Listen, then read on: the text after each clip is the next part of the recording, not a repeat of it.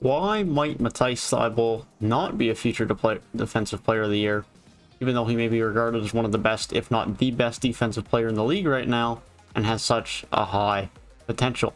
That is what we're going to be talking about today's video. This is not discrediting Matisse Thybulle's defense. I want to make that very clear at the start of this video. I think he is an elite defensive player and one of the best defensive players in the league, one of the best defensive wings in the league, has the potential to be one of the best defensive players in the league, if not the best. And even with that, I have some concerns about his Defensive Player of the Year candidacy in the future. And it's not because of his defense, it's because of his offense. And I'm going to explain why as we get into this video. If you guys enjoyed this type of NBA content, like and subscribe for more of this type of NBA content. And so let me explain my point of why I think Matisse Thybulle's offense might be the issue that stops him from being a Defensive Player of the Year. Because everyone knows he is a great defensive player. The stats and the eye test would say it. He is very lengthy. He's very quick. He has a very long wingspan.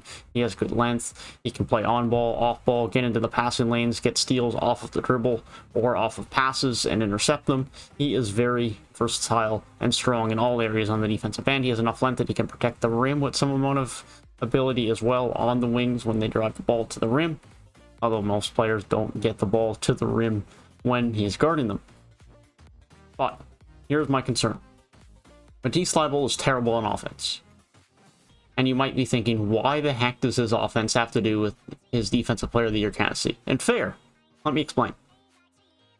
Someone has to play a fairly regular amount of minutes to be a Defensive Player of the Year. They're probably not going to give a Defensive Player of the Year award to the guy who doesn't start and who only plays 20 to 25 minutes per game. That's just the reality of it.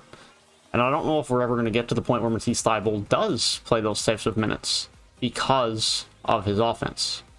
Matisse Thybulle per 36 stats in the last 2 years have put him at 2.6 and 2.9 steals per game and 1.3 and 2 blocks per game. His defensive numbers are insane. That's just the truth of it. His defensive numbers are very, very good. His fouls are 3.9 and 3.5 on the year. His foul numbers have gone down this year, which is promising to see moving forward. However, his point per games per 36 are 8.5 last year and down to 7.1 points this year. He shot 42% from the field this year while shooting 30% from deep. 42% from the field you can live with, but not really, because he's not shooting a ton of difficult shots. If that was 42% on your go-to guy on a bad team, aka Kemba Walker with Charlotte, that's a different story. But when you're talking about Matisse Thybulle, someone who's not taking difficult shots, not creating his own shot, taking a lot of his shots off of the fast break or on open threes, that's a concern. He also had a worse three-point shooting season this year than he did last year.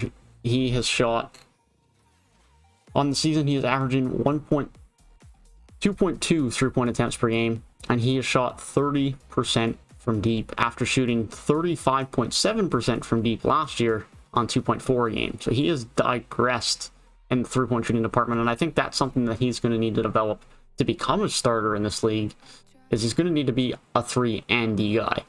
I think just being a defensive guy is going to be tough, because we've seen guys do it before, the likes of Tony Allen, Taurean Prince, who've been really good defensive lockout guards or wings, but those guys have also had some ability to drive to the basket and be slashers, or more so in the case of Taurean Prince, to hit some fairly regular, at least, open threes. And we haven't seen any of that from Matisse Thybulle. I mean, a lot of his shots are either open threes or slashing to the rim off of his own steals that he gets on the fast break, and he's shooting 42% from the field. He's not good at shooting threes, nor is he great at finishing at the rim. That's a concern. That is a big concern for me. He's averaging 4 points a night on the season this year in the 20 minutes he is getting. And so I have no doubts that Matisse Thybulle can be the best defensive player, or at the very least the best defensive wing in the league in his prime. But the lack of offense he brings to the table, which is going to impact the minutes he gets, is what could hold him back from getting Defensive Player of the Year awards. And that is my concern for Matisse Thybulle and his future, and how much his potential could grow in years forward. And alongside that, of course, the Defensive Player of the Year awards he could get. Let me know your thoughts down below if you think Matisse Thybulle could develop enough on the offensive end on the next couple of years within the 76ers system and get himself into that starting lineup and into Defensive Player of the Year candidacy.